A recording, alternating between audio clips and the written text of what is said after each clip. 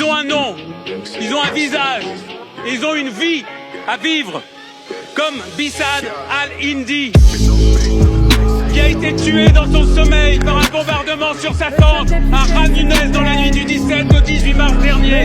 Regardez ce visage. C'est interdit de brandir des affiches. Regardez tous ces visages autour de moi. Ce sont les visages de notre mauvaise conscience. Vous n'avez plus la parole, monsieur le député. Je vous remercie de ranger ces affiches. Vous contrevenez au règlement de l'Assemblée nationale. Monsieur le Premier ministre, Gaza était jusqu'à présent un ghetto où les Palestiniens sont assassinés par les armes, la faim et l'absence de soins. Gaza est en train de devenir un camp de concentration où le niveau de barbarie déployé par l'armée israélienne est tel qu'on doit énoncer des à peu près pour décrire le bilan du génocide en cours. À peu près 80 000 morts, mais sans doute beaucoup plus. À peu près 20 000 enfants tués. 20 000 enfants. Jamais dans l'histoire récente, des enfants n'ont été massacrés en si grand nombre avec un tel sadisme. Tous les jours, des enfants palestiniens sont brûlés, écrasés, démembrés, décapités, abattus d'une balle dans la tête, amputés sans anesthésie, emprisonnés.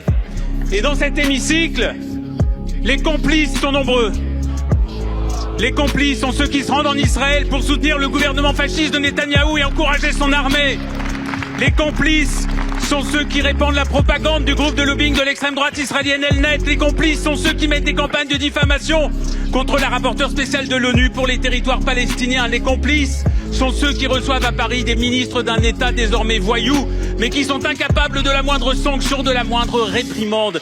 Et s'il y a tant de complices ici, c'est parce que la vie des enfants palestiniens a moins de valeur pour vous que la vie des autres enfants dans le monde.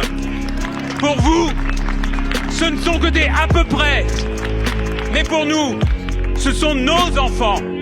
Et comme nos enfants, ils ont un nom, ils ont un visage, et ils ont une vie à vivre. Comme Bissad al-Hindi, qui a été tué dans son sommeil par un bombardement sur sa tente à Khan Younes dans la nuit du 17 au 18 mars dernier. Regardez ce visage. C'est interdit de brandir des affiches. Regardez tous ces visages autour de moi. Ce sont les visages de notre mauvaise conscience. Vous n'avez plus la parole. Je ne sais pas à qui s'adresser à votre question. Vous n'avez plus la parole, monsieur le député. Je vous remercie de ranger ces affiches. Vous contrevenez au règlement de l'Assemblée nationale. La séance est suspendue et je saisirai le bureau sur les agissements qui se sont produits en fin de séance. Merci à tous.